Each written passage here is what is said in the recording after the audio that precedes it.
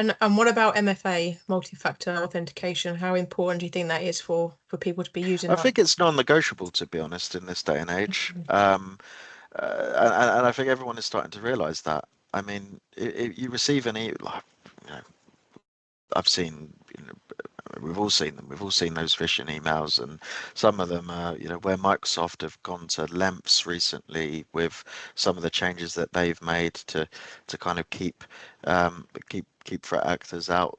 Hackers have got smarter, and we're in the era now where people are harnessing that power of AI as well to make those phishing emails look even more convincing than they ever did before.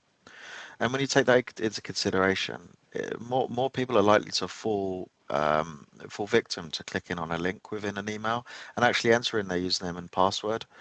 Um, I mean, we run phishing simulations all the time across different industries, and very rarely do I see, um, do I see any business that has, um, no user that's clicked, interacted with the email, and actually entered information into it.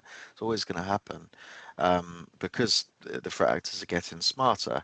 But without MFA, with that username and password, it's game over.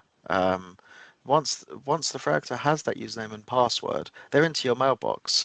If you haven't got if you don't know the gaps that exist within your environment, you've got things like basic authentication enabled in your 365 tenant.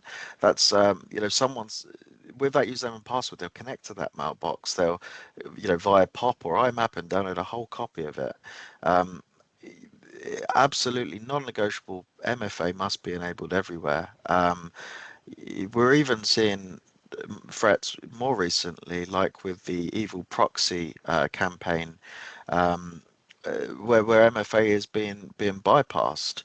So, if it's becoming Wow. easier to bypass MFA than not having MFA, Scary. you could just imagine what Yeah, that yeah. looks like.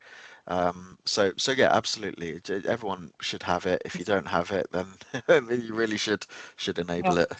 I know as well from you, Tim, that there's a service that you provide. It's called Is your data on the dark web? Is that correct? And you can actually do a Correct. report Yeah. to see if your email passwords are on the dark web. And I guess what you're saying, if you have MFA, if someone then gets your password on the dark web, they're less likely to be able to get into it. But again, now with this evil proxy you've mentioned, it is quite a concern. So if anybody does want to find out if their data or the passwords are on the dark web, we can help you to find that.